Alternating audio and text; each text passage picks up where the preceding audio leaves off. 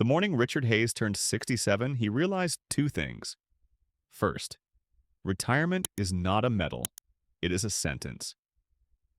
Second, the morning talk shows are easier to argue with than to believe. He lived in a sun-bleached ranch house at the edge of a Texas town that had more parking lots than trees. For 38 years, he had punched in at Midwest Tools, welding steel the way some people pray. Steadily, with heat, with patience, with the kind of attention that keeps bridges standing and people alive. They sent him off with a handshake, a cake that tasted like cardboard sugar, and a gold-tinted watch that stopped working in less than a month. The farewell card said, "You'll be missed." No one called the first day he did not show up. For a while, doing nothing felt like a vacation he had put off since the Carter administration. He drank black coffee on the porch, listened to a neighbor's dog narrate the street, and argued with the newscasters as if they could hear him. But silence has a different gravity when you have no shift to be late for. Days did not pass him anymore. They passed through him. Richard was not the sort of man who complained. His late wife once joked that if a rocket fell on his truck, he would sweep the driveway and ask what's for dinner. But that was before the call. "Mr. Hayes?" a young voice from First State Union asked, polite in the way a robot is polite. "We need to verify activity on your account." "Activity?" he said. "The only activity in there is gas and dog food." "That is why we're calling. Yesterday you received a transfer for $50,000. Richard looked at the phone as if it had grown antlers. He considered prank, mistake, or a miracle with paperwork. Then the teller read the note attached to the deposit. "You earned this." "JD." He said the initials aloud, slow, like tasting a word you have not said in decades. JD, he knew a couple of Johns, one Daniel, even a Judith Danvers from payroll who sharpened pencils like a threat. But none of them seemed like $50,000 people. He went to the bank in person. The manager had a beard trimmed with a ruler, and the patient smile of a man who explains apps to grandfathers for a living. "Everything checks out, sir. Money came from an account opened 20 years ago in Arizona." "I've never been to Arizona," Richard said. "Maybe it is time to see it," the manager offered, as if that solved arithmetic. That night, the fan on the ceiling turned lazily, pushing warm air in circles. 50,000 is pocket change to the kind of people who buy the buildings men like Richard build. But to him, it was a number you feel in your chest. Not the money, the question. Why him? Why now? Why from JD? By dawn, he had made a decision that felt nothing like bravery and everything like motion. He threw a few shirts in a soft bag, slid his old leather notebook into the pocket, taped a paper map of America to the dashboard like a conspiracy theorist, and whistled for his dog. Baxter, gray-muzzled, barrel-chested, part hound, part philosopher, trotted to the passenger seat and looked as if to say, "About time." "Second shift," Richard told the steering wheel as the engine coughed awake. "If life hands you one more round on the clock, you don't ask why. You check the weld, and you go." The road from Texas to Arizona is the sort of road that teaches a man what he is made of. Heat shimmered above the asphalt. Gas stations sold coffee strong enough to patch a roof. Dented trailers slept permanently at the edges of towns with names that sounded like poker hands. Richard felt more awake than he had in years. Sometimes a purpose is just a vector, away from the couch toward a question. On the third night at a roadside motel named Saguaro Inn, where the ice machine sounded like a small war, he met her. Claire, late 50s, hair braided back like she had no time for nonsense, a tiny lizard tattoo curling at her wrist. She ran the place, fixed motorcycles for cash, and spoke in a tone that could sand wood. "If you're hunting for cheap," she said, without looking up from a spiral notebook, "I have a room where the ghost is the one who squeaks the floorboards." "If the ghost pays in advance, I have no objections," Richard answered. She looked up, surprised into a smile. "Sharp tongue for a retiree." "Retired is just a word. In my head, I still hear the lunch whistle." That became their rhythm. Evenings in the concrete courtyard with paper cups of awful coffee, watching the long neon sign blink like it was thinking about it. Claire told him she once had a son who disappeared somewhere in Nevada and that she had stopped waiting for the phone to ring. Richard told her he had been the best welder on his line until the company decided efficiency meant you're old. Sometimes they did not talk at all. Sometimes not talking is the most generous way to listen. On the fourth morning, a plain envelope slid under his room door. Inside, an old photograph. Two men in a factory bay, younger by entire lifetimes, grinning with faces the color of steel dust. One wore a baseball cap with JD scuffed into the brim. On the back, in quick handwriting, "Not all debts are paid in money." Below the message, an address, Prescott, Arizona. He held the picture by the corners like it might burn him. Memory returns in flashes, not sentences. Late 80s. The smell of cutting oil. The first time management said synergy with a straight face. JD was new to the shift, always late at first, then never late again. A laugh you could hear even with earplugs in. The day the tank slipped from the chain and skidded screaming toward the wall. Richard bracing for the impact and the mention in the newspaper. The investigation no one wanted. The blame that fell like dust on whoever happened to be standing. Prescott was Pine Air and still streets that looked like they preferred Sundays. Baxter barked at every mailbox they passed, perhaps to announce that the plot had thickened.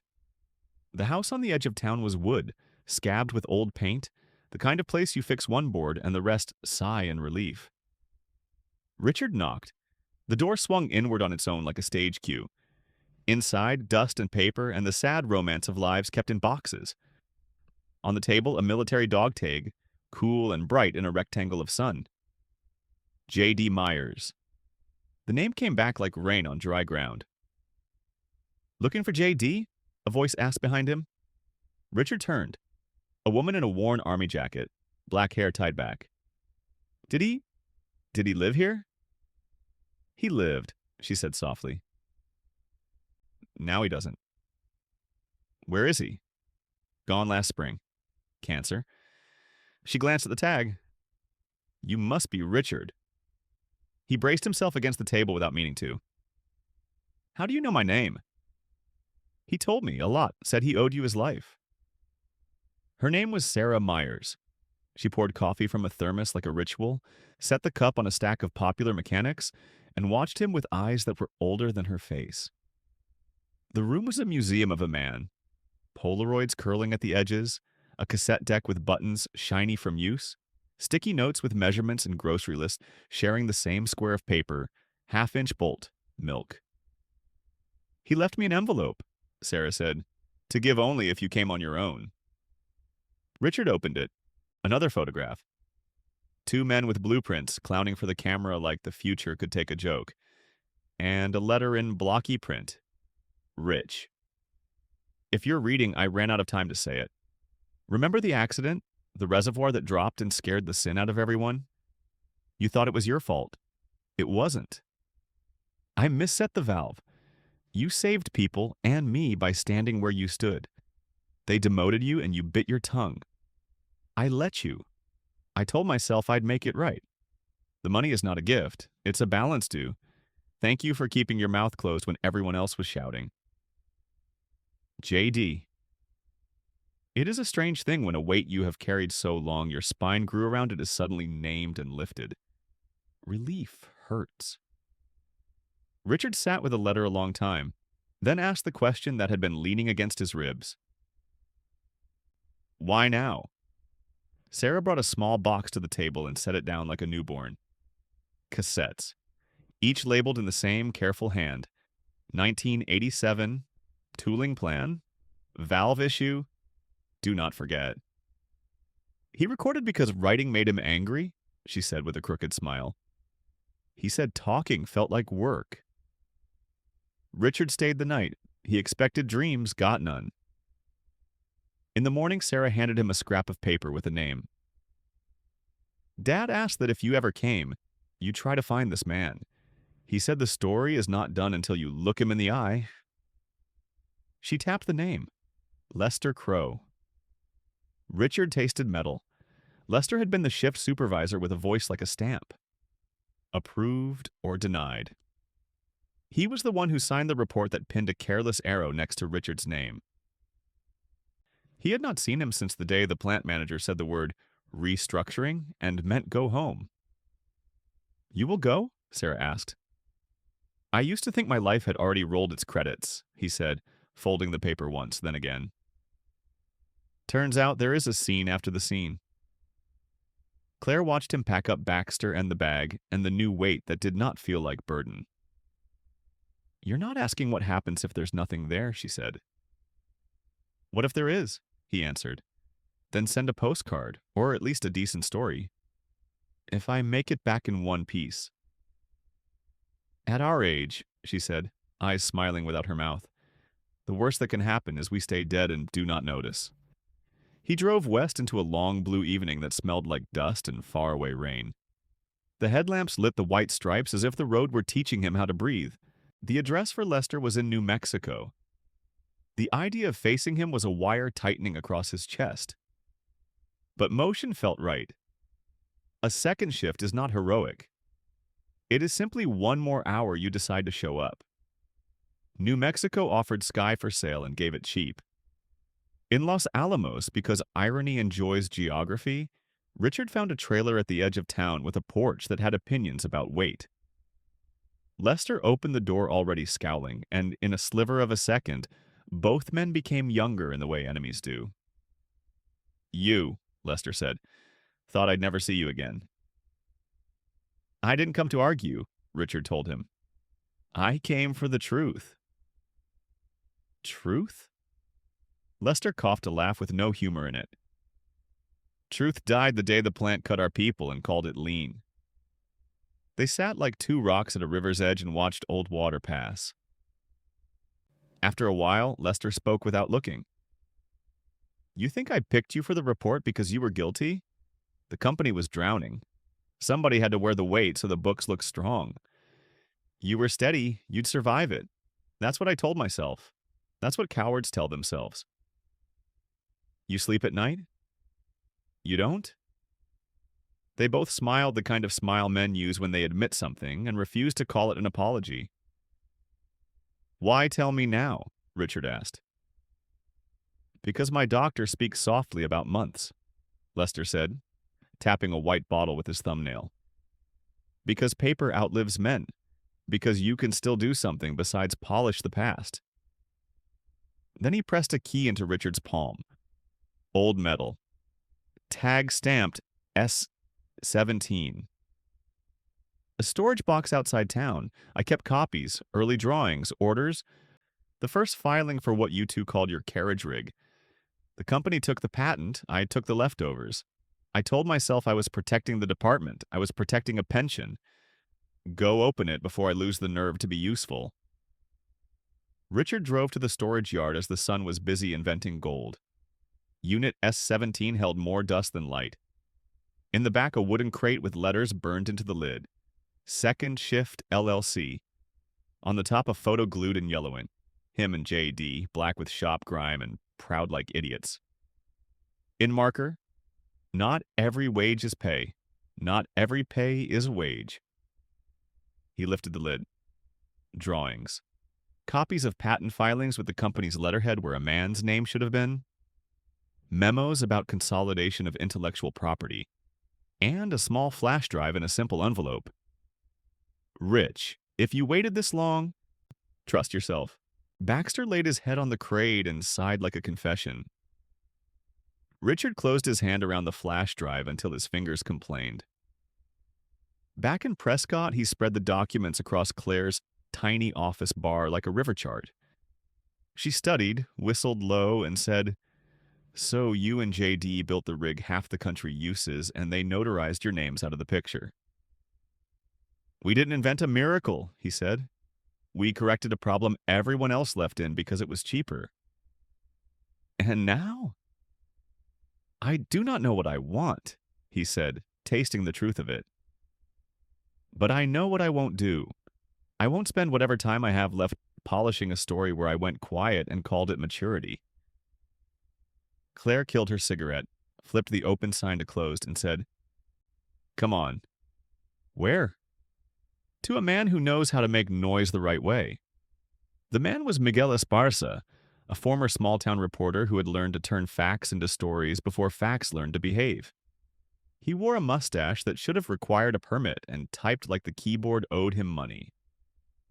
He scanned the pile, listened to 2 minutes of JD's voice from a cassette, and leaned back. "Do not sell this as a hero piece," he said. "Heroes make people yawn. This is about pattern and theft and how a country forgets who builds it. Give me a chain from idea to patent and one living witness, and I will put a hole in their press releases big enough to drive a forklift." "We have a witness," Richard said. "He is dying." "Then we need a second witness," Miguel replied. "Or a voice everyone believes because it never asked to be heard." "Sarah," Claire said. "Her father recorded everything. If she lets us use those tapes—" "Tape is gospel," Miguel grinned. "A breath, a pause. That is truth no lawyer knows how to unsay." They listened that night in Claire's kitchen, the cassette player ticking like a distant metronome. Friday, they took our initials off the drawings, said it was for uniformity. "Rich doesn't know. I didn't tell him. He has enough heat. I'll make it right later." "How?" "No idea." Monday, Lester brought forms. "Told me sign and all will be well."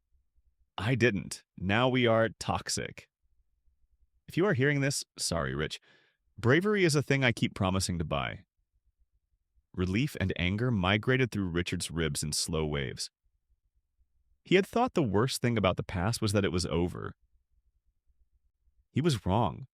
The worst thing is discovering it is not finished with you. Miguel said, "We have a story.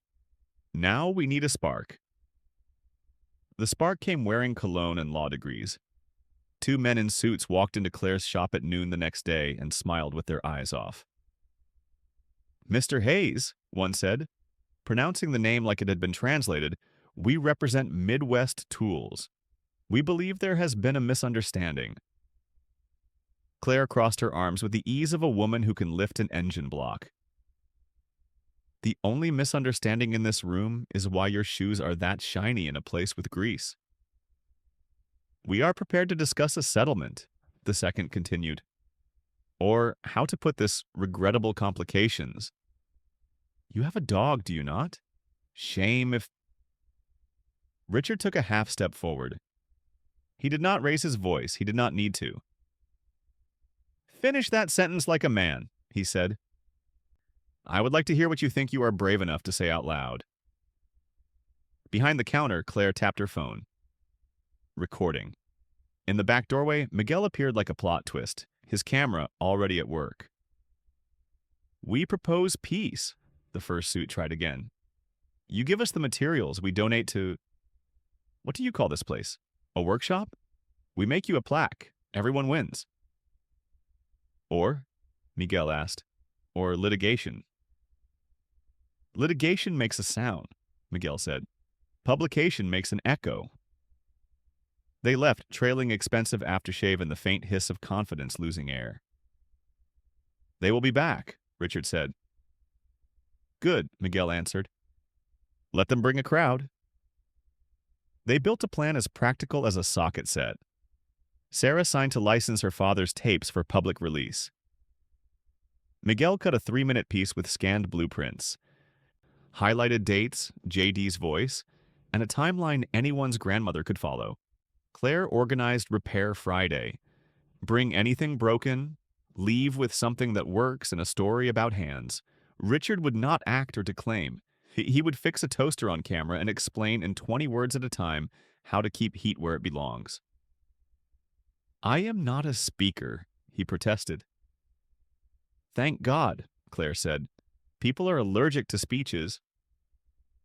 The first Friday felt like a county fair invented by stubborn people. Neighbors rolled in with lamps, radios, a blender that sounded like a helicopter. Teenagers watched, then reached for tools like they had a right to. Halfway through the day, Miguel posted the video. 100 views, 1,000. The local veterans group shared it. A retired machinist tagged 10 friends with the sentence, "We knew this." The company's statement arrived by dinner. "We have nothing to hide. This is a smear by attention seekers." By sunset, the suits returned, with a police officer pinched between them like a bookmark.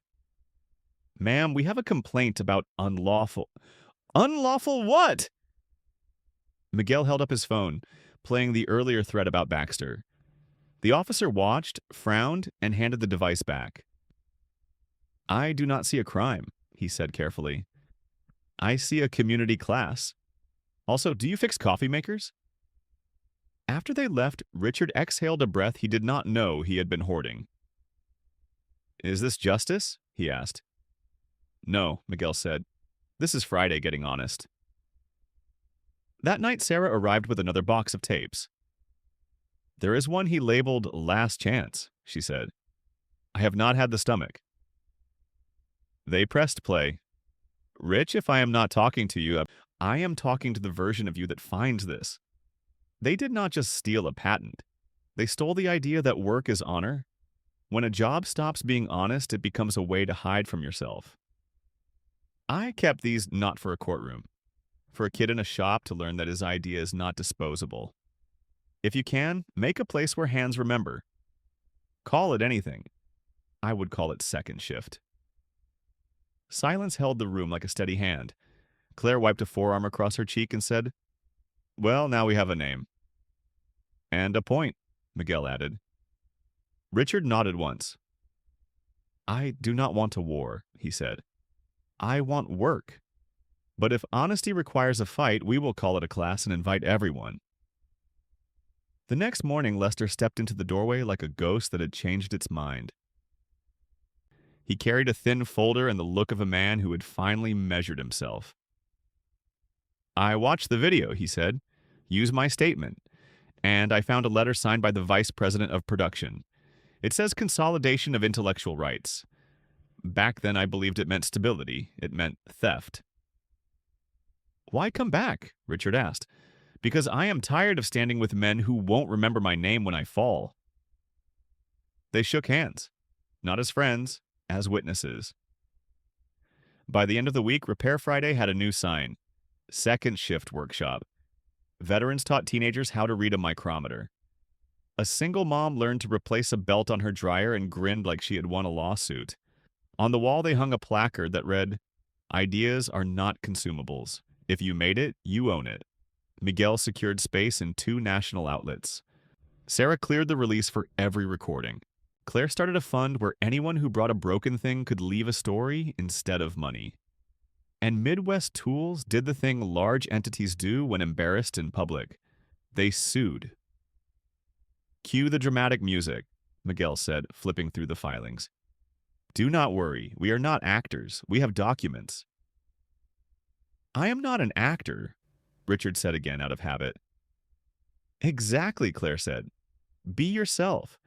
It is the only role they cannot coach against." That night, the desert air tasted like iron. Richard sat on the shop steps with Baxter's head warming his knee and spoke to the dark like an old friend. "JD, there is a place to hear me. Know this. We started. It is not about money anymore. It is about giving hands back their memory." Footsteps scraped the gravel. The older of the 2 suits materialized at the edge of light, flanked by 2 men who had never owned a pair of jeans they could get dirty. "Last offer, Mr. Hayes," the man said, voice smooth as fresh paint over rust. "You pull the video, hand over the media, and we endow your cute little project to the tune of $500,000. We put you on stage at a gala. We call it Reconciliation. America loves happy endings." "And if I decline? Then we purchase the ending from elsewhere. People believe what is easier to swallow." Claire's thumb found the record button by muscle memory. Miguel stepped forward with his phone raised. Sarah folded her arms around the box of tapes as if they were oxygen. Lester stood in the doorway, pale but upright, a man practicing truth in public for the first time. "The flaw in your offer," Richard said, rising, "is that it sounds appealing. I have lived enough appealing." I am overdue for correct. He took one step closer. Men who live on threat instinctively step back when they meet a man who lives on patience. No, he said. We do not sell memory, not retail, not wholesale. They left with the dramatic smallness of people who prefer rooms that agree with them. They will return with more paper, Miguel said. And we will return with more voices, Richard answered. And a soldering iron if needed. He smiled, quick as a weld, then turned on the bench light and bent over a toaster a neighbor had dropped off with the note stops at warm. In the yellow cone of light, he could feel something he had been missing for years. The precise calm of doing one necessary thing well. The next morning, Miguel slapped a printout on the workbench. A national magazine had run the headline, Second Shift, How a Retiree and an Old Tape Made America Remember Who Builds It. They heard us, Miguel said. Then let them see us, Richard replied, tying on his apron. Work just started. He lowered the lamp, slid the drawing of a student's first design under the glass, and whispered to the lines, Take your time. Remove the play. Remember the hands. Then, as the iron settled into its patient sizzle, he said the only benediction he trusted. I remember. I promise. When the story of Second Shift reached national television, it became something Richard never planned for. A movement. The workshop, born from dust and regret, turned into a symbol that people wanted to belong to. Veterans, laid-off workers, teenagers with bitten nails. They all showed up at the same old building that smelled of oil and hope. But for every hand that came to help, another appeared to take. The lawyers from Midwest Tools filed suit. The same men who had smiled during interviews now wanted silence in the courtroom. Their message was clear. We will bury you legally. The trial opened in June, in a beige courthouse in downtown Phoenix. Reporters filled the hallways. Some were looking for a hero, others for a fall. Richard sat at the defendant's table beside Miguel. Claire stood behind them like a wall of sarcasm and nicotine. Sarah clutched a cassette in her pocket, the first one her father ever recorded. Across the room, the lawyers from Midwest looked like clones cut from the same expensive cloth. They spoke about corporate property, unauthorized disclosure, and defamation. They never said the word theft. When it was Miguel's turn, he didn't stand on ceremony. He simply said, Your Honor, this case isn't about technology. It's about memory, about who gets to sign their name on the work of another man. Then he pressed play. JD's voice. Friday, they took our initials off the drawings. Said it was for uniformity. Rich doesn't know. I didn't tell him. Pause. If you're hearing this, I didn't get to make it right. The sound filled the courtroom. It wasn't dramatic. It was ordinary, which made it worse. The kind of voice you'd hear in a break room talking about overtime and hope. One of the company lawyers objected. There's no proof that this tape hasn't been altered. Sarah stood up. Her voice didn't shake. It's my father's voice. I heard it every day growing up. If you need proof, I'll swear it under oath and play the rest until we all cry. The judge, a woman with gray hair and a bun so tight it could split diamonds, raised a hand. That won't be necessary. The jury has ears. Continue. The hearing lasted 3 weeks. Every morning, the second shift crew sat in the same corner. Claire, Miguel, Sarah, and a growing circle of supporters wearing oil-stained caps. Every afternoon, the lawyers from Midwest tried to drown them in paperwork. Lester testified last. He walked with a cane, but stood straighter than he had in years. I signed those forms, he admitted. I told myself it was to save jobs. Truth is, I was saving myself, and I've regretted it every day since. When he sat down, Sarah reached out and touched his shoulder. He looked surprised, then nodded once like a man allowed to breathe again. The verdict came on a Wednesday morning that smelled of rain and hot coffee. The judge cleared her throat, shuffled the pages, and began. The court finds that the design known as the second shift carriage rig was originally created by employees Richard Hayes and John D. Myers. Midwest Tools knowingly filed for patent rights using internal corporate channels without due acknowledgement. Effective immediately, patent ownership shall revert to the original creators or their estates. Furthermore, the court recommends the creation of a restitution fund for affected workers. No one spoke. Not the suits, not the reporters, not even Miguel. Then Claire, of all people, clapped once, slow and hard. The sound echoed, then multiplied until the whole room was on its feet. Richard stayed seated, head bowed. It wasn't victory he felt. It was something quieter, a kind of tired gratitude. When they stepped outside, the sky had cleared. Photographers swarmed them. Questions flew like hail. How does it feel to win? What's next for second shift? Are you afraid they'll appeal? Richard just said, I'm not afraid of honest work. Appeals are just paperwork. The workshop became something bigger than a local story. Donations arrived from across the country, from small machine shops, retired builders, and even engineers who admitted privately, I wouldn't have had a career if not for men like you. The city gave them an old hangar near the edge of town.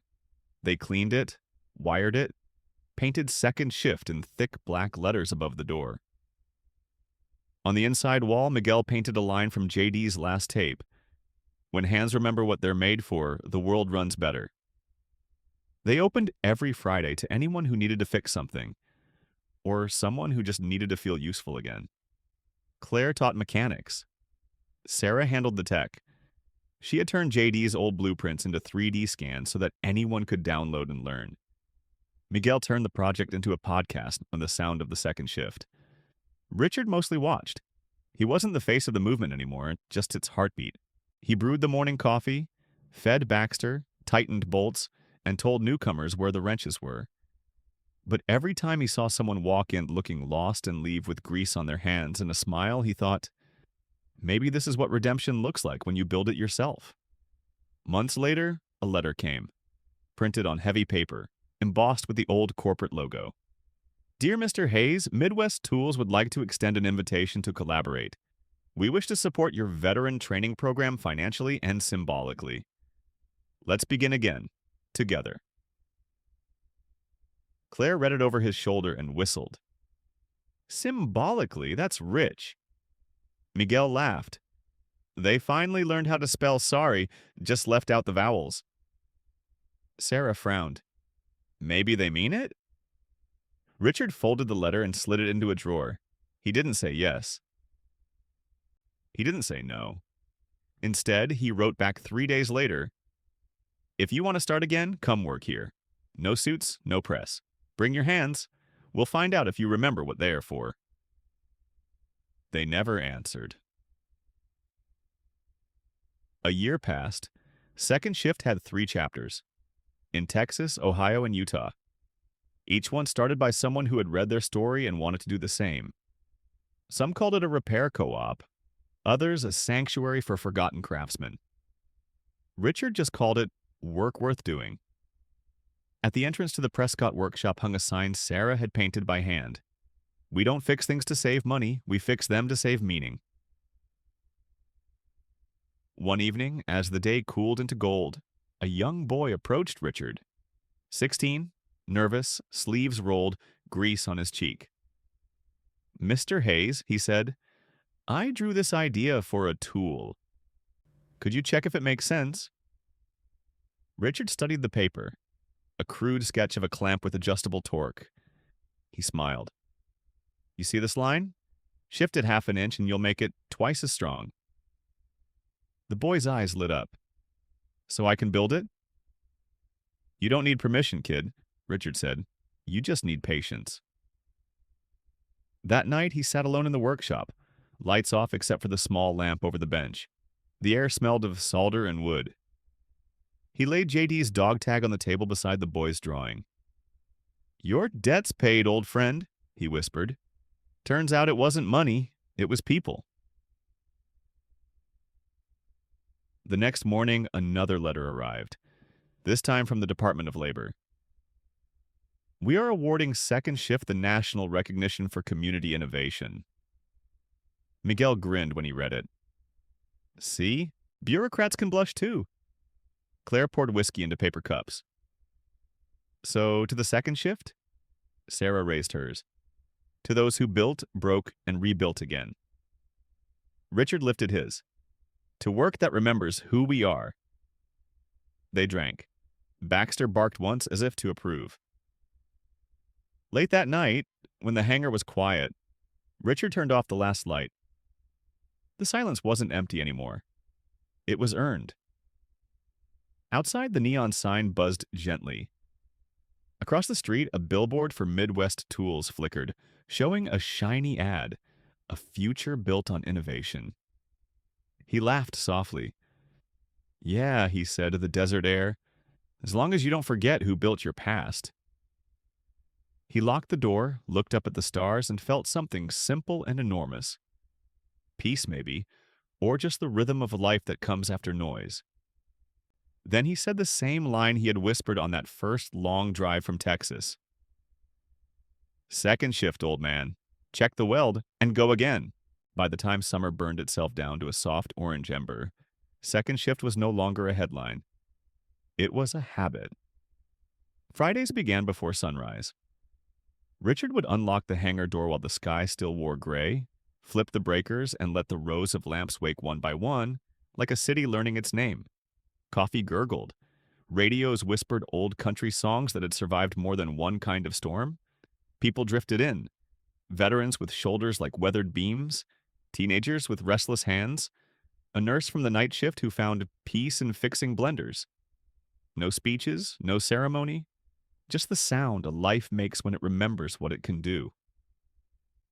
The post-verdict quiet did not last. Corporate pride rarely loses once and goes home. Midwest Tools launched a glossy campaign. Billboards that read, "Innovation is a team sport."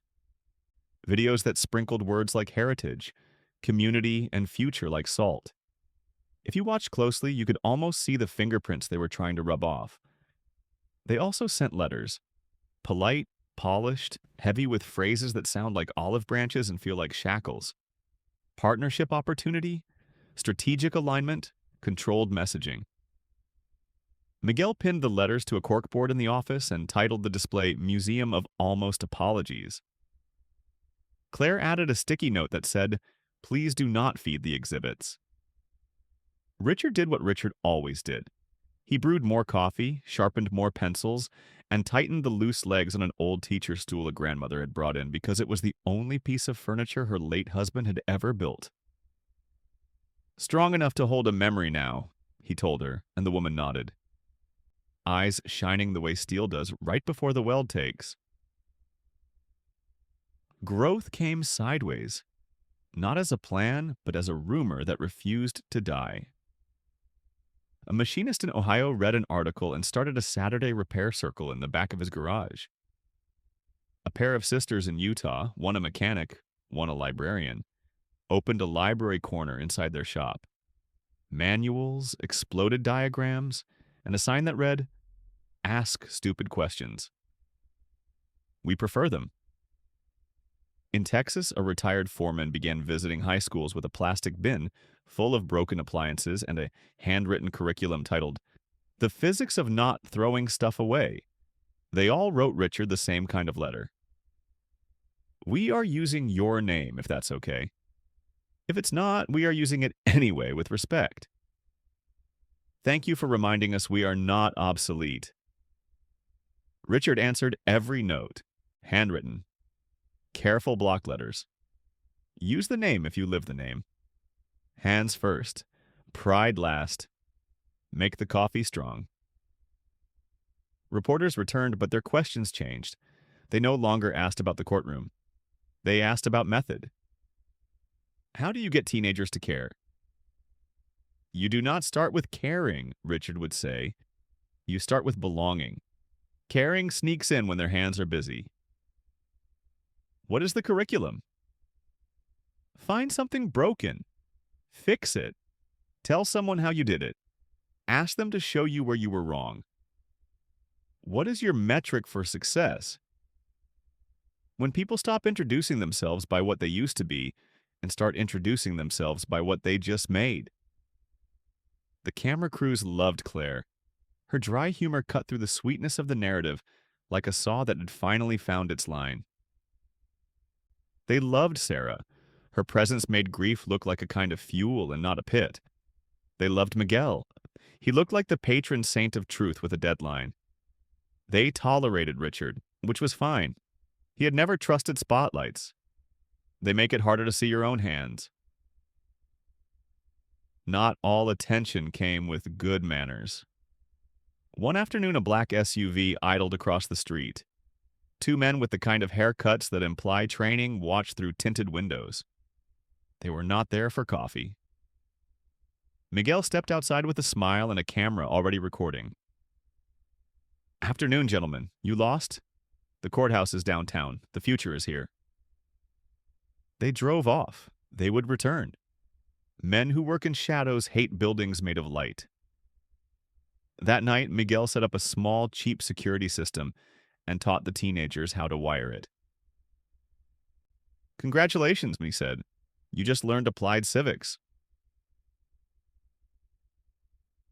Inside the hangar, history became homework.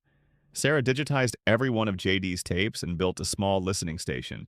Battered headphones, a laminated transcript, a note that read, "This is what honesty sounds like when it does not know anyone is listening."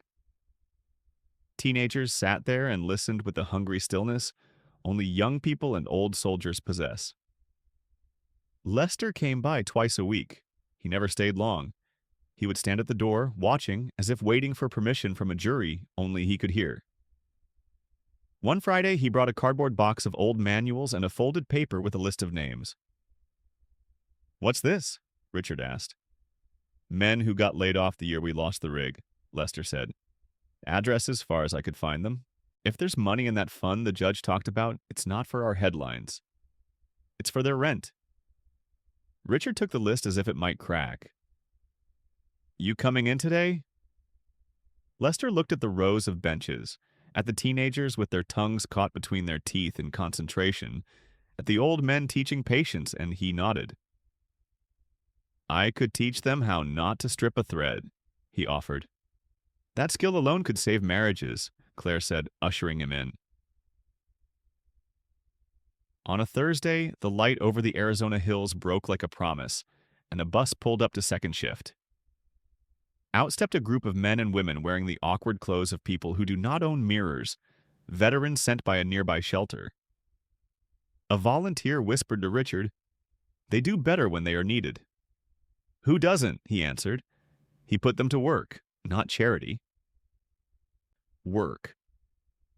One man sorted screws with a surgeon's intensity. A woman with a scar down her cheek discovered she had a gift for diagnosing broken motors by ear.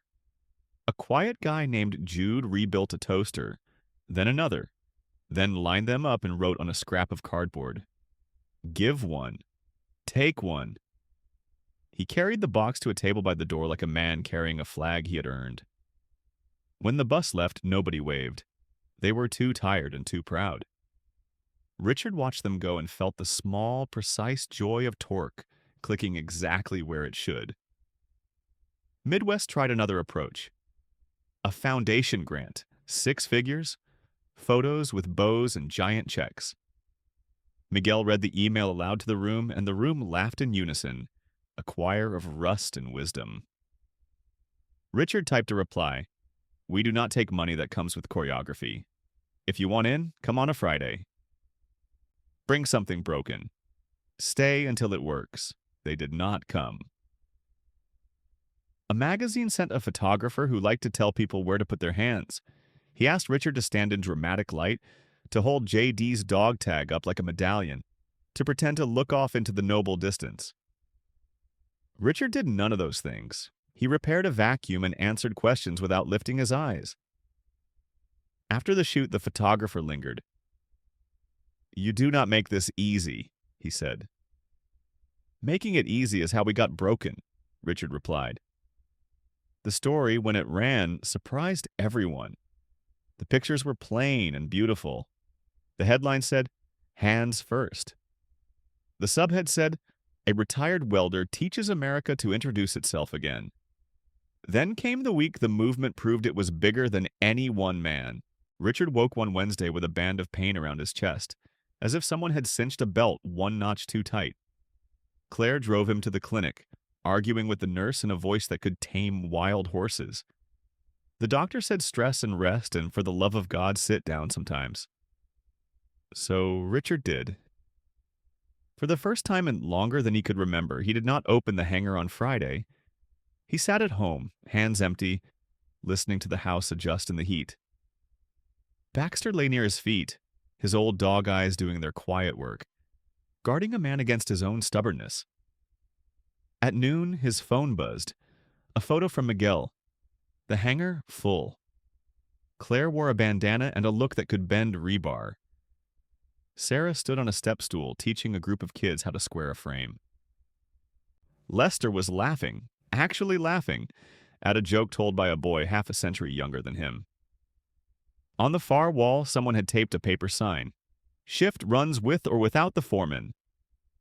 Richard laughed until he coughed, and then he cried a little and blamed the dust. He texted back one word. Proud. The rest order lasted a week. He obeyed almost all of it. When he returned, the room greeted him like a team hearing the bench door open. Claire pretended not to notice and handed him a clipboard. Inventory. You are demoted to pencil duty. Miguel showed him a printout. Ohio wants to replicate the listening station. Utah wants to mirror the tool library. Texas chapter is asking if they can adopt the motto. What motto? Richard asked. Sarah pointed to the far wall. She had painted a sentence in black letters so clean they looked carved. We do not fix things to save money. We fix them to save meaning. Good motto, Richard said, throat tight. Hope the person who wrote it gets a raise.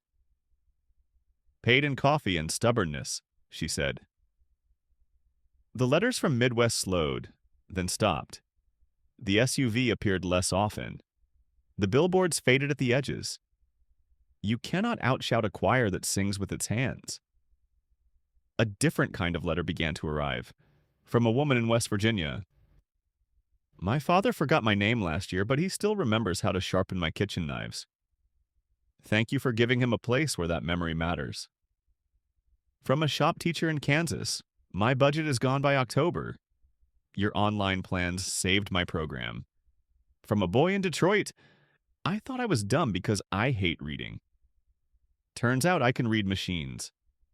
Thank you for letting me be good at something. Richard pinned these letters to a board above the bench. He read them the way some men read psalms. One evening, the hangar smelled like rain and hot metal. Richard stood alone by the open door watching the dark collect in the parking lot. Footsteps approached, hesitant, then committed. It was the police lieutenant who had once chosen not to see a crime. He was out of uniform now, carrying a dented toolbox and a shy smile. I retired, he said, as if apologizing. Turns out fishing is only fun for people who like fish. We have a position, Richard told him. Title is the guy who knows when to listen.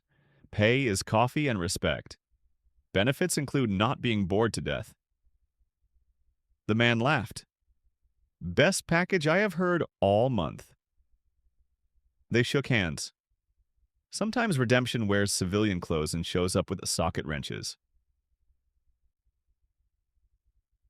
On a Saturday that behaved like a Sunday, Sarah found Richard staring at a blank spot on the wall. What's missing? She asked. A plaque, he said slowly, but not the sort corporations give each other. Something that tells the truth without clapping for itself. They made one out of scrap steel and a piece of oak rescued from a collapsed barn. Miguel stenciled the letters. Claire torched the edges until they looked like time had done the job. Lester hung it straight with a level he trusted more than his eyes. It read, Second Shift, founded by those who refuse to forget. Hands taught here. They stood back and looked. Nobody said much. They did not need to. That night, Richard drove out of town with Baxter snoring in the passenger seat. He parked at the edge of the desert where the road curled like a sleeping snake and got out. The stars were a mess and a miracle, as always. He took JD's dog tag from his pocket and held it while the air cooled his lungs. "Debt square, brother," he said. "Not the kind you can count. The kind that pays you back by giving you work." A coyote called. Somewhere far off, a freight train practiced its lonely hymn. Richard put the tag away and turned toward the truck. The second shift does not end. It hands you a broom or a soldering iron or a kind word and says your turn. He drove back with the window down, the night washing the tired from his face. In the rearview mirror, the hangar's sign glowed faint and faithful. Hands first. He smiled the small, private smile of a man who knows his place in the machine and is glad to be a well-made part. Then, because rituals matter, he said it aloud, to Baxter, to himself, to anyone the dark might be carrying. "Check the weld. Go again." Autumn came in slow, copper waves. The cottonwoods along the arroyo traded their green for a tired gold, and the air over Prescott carried that thin, metallic taste that tells a welder the day will cool right when you need it to. Second shift moved with the season. Doors propped open, fans idling, radios low. Work did not hurry. It arrived, was greeted, and stayed until it was better. Richard's mornings began earlier, not because he needed more time, but because he liked the sound the hangar made when it woke up. Breakers clicking, lights thudding to life, a kettle complaining toward a boil. He wrote a new ritual on a scrap of cardboard and taped it above the coffee urn. Check the cord. Check the plug. Check yourself. Then begin. People read it and smiled because in a room like this, everything is both instruction and prayer. Recognition. Capital R embossed and framed. Knocked politely. A congressman wanted a photo. A national morning show wanted a segment titled, "Meet the Grandpa Who Saved American Craft." A university wrote to ask if second shift would formalize a curriculum for intergenerational skill transfer. Miguel printed the emails and filed them under well-meaning missions. "We can teach a class," Richard told him, "as long as the students are allowed to fail first. Academia has a rough relationship with busted toasters." Sarah, who had learned to translate the world into formats that behaved, turned the hangar into something the university could understand, without letting it become something it was not. She started simple. A one-page list titled, "What We Teach Here," written in plain, stubborn English. How to name a part without pretending it is magic. How to listen to a motor and tell the truth. How to hold a thing until you care about it. How to give credit out loud. How to walk away when the fix will make it worse. How to explain what you did so someone else can do it tomorrow. The dean read the list and said, "This is beautiful." "It's a shop," Sarah replied. "It's supposed to be useful." They drafted an agreement with no mystery in it. The university would send students who wanted to work with their hands. Second shift would send back people who could explain what their hands had done. Grades would be given the old way, by the object that left the bench under its own power. Corporate thunder rolled far away and then, one morning, closer. Midwest Tools changed leadership. The new CEO wore a wedding ring and a frown that looked permanent. He flew to Arizona unannounced, walked in without cameras, and asked for a chair. Richard gave him one that wobbled on purpose. The man sat anyway. "I read the file," the CEO said, hands empty. "I am here to apologize for what we were, not to beg forgiveness, to ask for correction." Miguel crossed his arms. Skeptical is a job and a calling. Claire stared in the universal language of careful suit. Sarah waited. Richard poured 2 coffees and pushed one across. "Friday, no photographs. Bring something broken," he said. Then we will talk.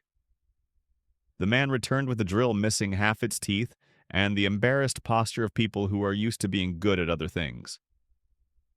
They stood at a bench and replaced the chuck. He asked questions like someone trying to learn a dialect. Richard answered like someone who had decided to let him. After 2 hours, the drill whirred and the man smiled. Small, involuntary, the expression of a boy whose father just handed him a tool he was finally old enough to use. "What now?" the CEO asked. "Now you show up again next Friday," Claire said, "and you leave the PR team outside." He did. For 6 Fridays, he came in jeans and left with sawdust in his cuffs. On the 7th, he brought a check with too many zeros. Miguel shook his head. Money with a leash. The CEO took the check back, tore it neatly in half, and put the pieces in his pocket. "A question instead," he said. "What does help look like that you would not have to apologize for later?" Richard considered, then spoke slowly, careful like measuring twice. "A fund run by former line workers, not your board. Small grants, fast decisions, no commercials. Paid time for your current employees to teach here on Fridays, even if they leave for a better job afterward. And one more thing. Every patent your company holds that hides borrowed hands gets an addendum. Names named?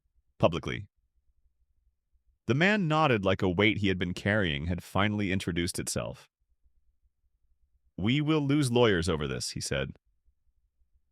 "Lose the right ones," Claire replied. They signed the thing without a stage. The press learned about it late, which is how you know it mattered. Sickness visited as sickness does, not dramatic, just insistent. Richard's doctor diagrammed his options on a prescription pad with a pen that kept skipping. "You have 2 gears," she said gently. "Use both." He learned to sit. He learned to let a job take 2 boys and a patient girl instead of his back. He learned the joke every older man tells when he discovers he is mortal. Turns out I am not just tired, I am aging. And he learned to mean it without bitterness. On a Tuesday that smelled like dust and cinnamon, he called Sarah over to the bench. "I want a thing," he said, "that outlives my voice without pretending to be my voice." She did what good daughters of stubborn men do. She made a list. Together they built the Ledger, a hardbound book kept under the counter, filled out in pencil only. Each page, a tool, a repair, the names of the hands, the note of who taught whom. No grand stories, no adjectives, just the lineage of doing. A sample entry read, "Toaster, Model K, lever spring replaced."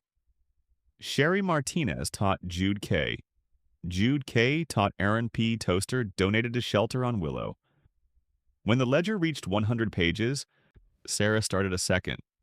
Richard ran his thumb down the spine and smiled.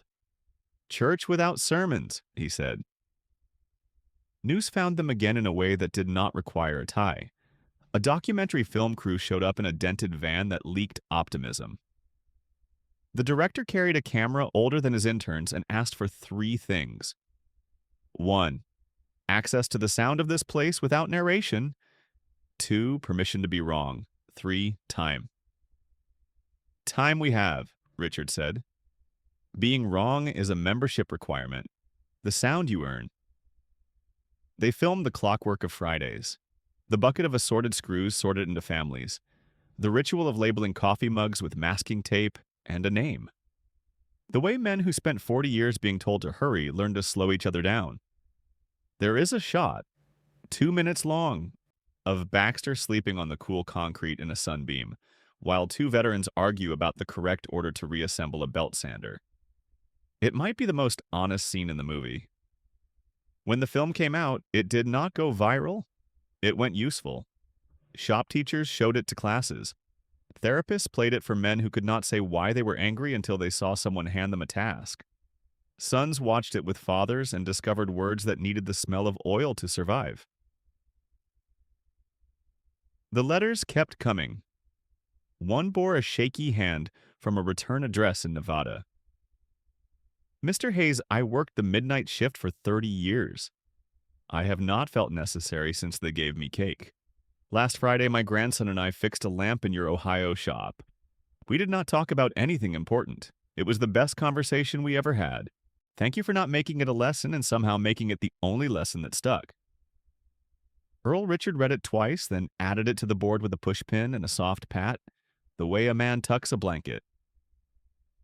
Winter found them anyway. The hangar breathed white air. Coffee steamed against cold light. The desert at night made a noise like a faraway train leaning into a curve. Work slowed, thickened, grew deliberate. On a gray morning, Lester set down his cane and taught a boy named Blake how to feel for crossthread with his fingertips instead of his eyes. "Stop when your pride says, 'I got it,'" Lester said. "Then back up a half turn and listen." Blake did. The nut slid home with a tiny, perfect sigh. "Like that," Lester said. "Like that forever." He died a month later, quietly, not in a bed, on a chair in his kitchen, coffee cooling in his left hand, a list of groceries folded into his right. The funeral was in a church with a roof that creaked when the wind remembered.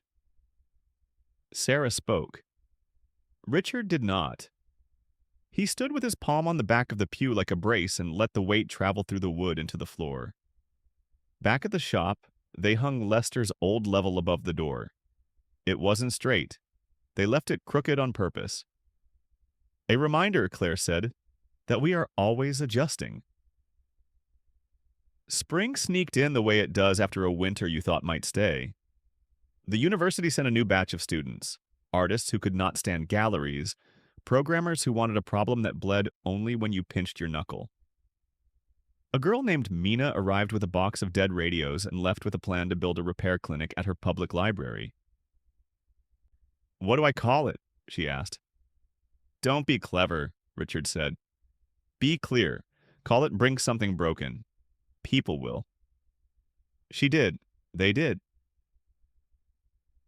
On a day that felt like a promise kept, the Second Shift Fund, the one the CEO had agreed to without a commercial, hit its first quiet milestone. 100 grants, each small, all real, had gone out to rooms like theirs. Some were for soldering irons. One was for a folding table. One bought a box of safety glasses and 100 donuts. Miguel read the list aloud at closing time. "We should celebrate," Sarah said. "We did," Richard answered. "We kept the receipts." They locked up and went for breakfast at the hour when breakfast belongs to people who work while others sleep.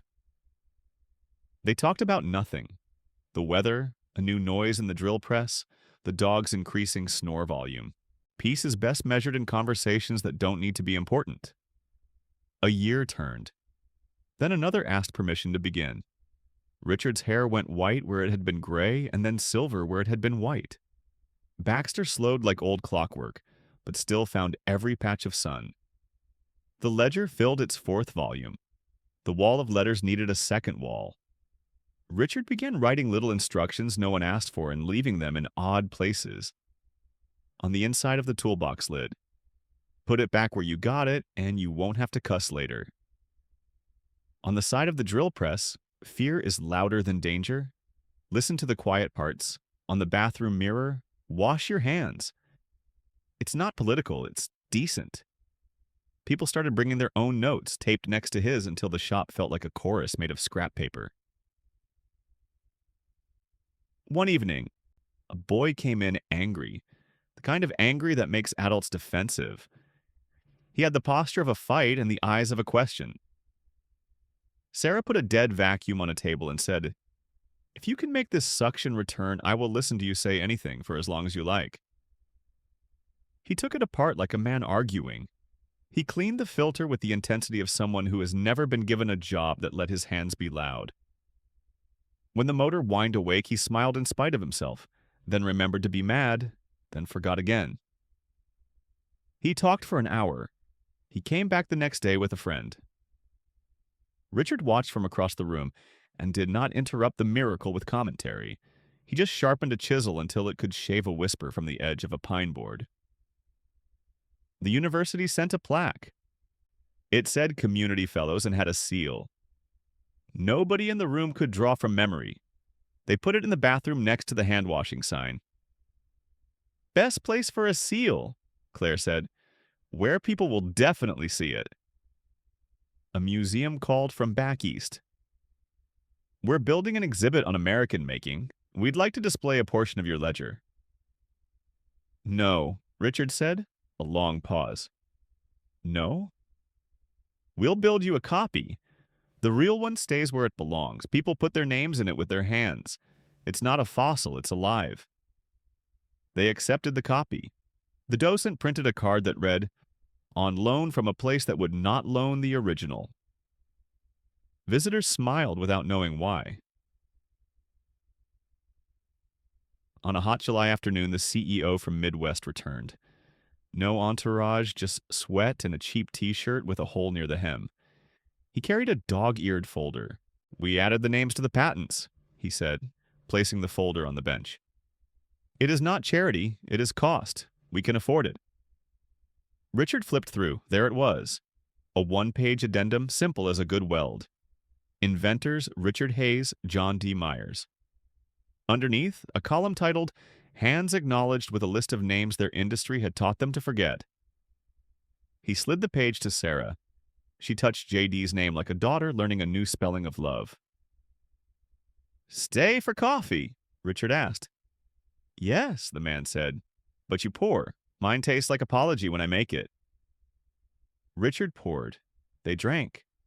Nobody mentioned the past in the way men sometimes don't, when mentioning it too directly would make the room unsteady. The day came when Richard did not unlock the door. Not because of illness or sorrow, because he wanted to watch it open from the outside. He parked across the street at dawn and sat with Baxter while the sky tried out colors. At 6, Sarah arrived, keys ringing like tiny bells. At 6:30, Miguel coasted in on a bicycle with a crooked basket. At 6:40, Claire's truck rattled up like an insult you only say to friends. At 7, the first teenager jogged across the lot, backpack thumping like a second heartbeat. The door rolled up. The lights marched on. The day happened, without him. He felt a pinch of grief and then the larger, calmer thing that grief conceals when it has done its job. Relief. He wrote one more note and taped it to the inside of the door where someone would find it later. "If I am not here when you look at your hands. If they remember, I am here." Then he went in through the side like a customer and asked, "You folks fix things?" "Depends what's broken," Claire said, not missing a beat. "My patience," he answered. "Leave it by the register," she shot back. "Pick it up at closing." Everyone laughed. The day went on. Epilogue is a fancy word for the part that doesn't fit in a headline. Years later, a small, traveling exhibit set up in the lobby of a civic center 2 towns over. It had a workbench, a lamp with a frayed cord, a drawer of mismatched screws, and headphones playing the soft hiss and rumble of a Friday in Prescott. On the wall, a photo nobody posed for. An old dog asleep in a patch of light while a girl learned to trust a measuring tape. A boy asked his grandfather, "What is this place?" The man ran a finger along a chisel's edge and smiled. It is where they remembered that making is a language. At second shift, the ledger had reached its 10th volume. Earl's grandson ran the tool library like a librarian who could also rebuild a carb. Mina's library clinic had spread to 6 branches. The Ohio crew taught detention kids how to fix bicycles, and the bicycles taught the kids how to leave on time. The sign above the door had faded and been repainted twice, the black letters steadier each time. Richard's chair sat in its corner, sometimes empty, sometimes filled by whoever needed to feel like a part that mattered. Baxter's collar hung on a hook with a tag that clinked when the door opened, so he could keep doing his job. On a Friday that behaved like every other miracle in the room, ordinary, useful, patient, Sarah stood at the bench and read aloud from the ledger. Microwave. Door switch replaced. Daryl taught Ben. Ben taught Alyssa. Donated to the shelter on Willow. She closed the book and looked around at men and women and kids and the CEO who still came on Fridays because he had learned something about himself that hurt and then helped. Hands first, she said. They answered the way communities do when they recognize their name. Hands first. The lights hummed, the iron sizzled. Two people argued kindly about the right way to wrap a cord. Outside, the wind carried the smell of rain and hot concrete. Inside, peace took its time and stayed. Richard wiped his hands on a rag, turned to the newest pair of eyes at the door, and nodded toward an open bench. Find something broken, he said. We'll meet it halfway. Then, because he was who he was, and because ritual is how you glue days together, he added the line that had followed him from a lonely porch in Texas to a room full of people who knew what they were for. Check the weld, go again.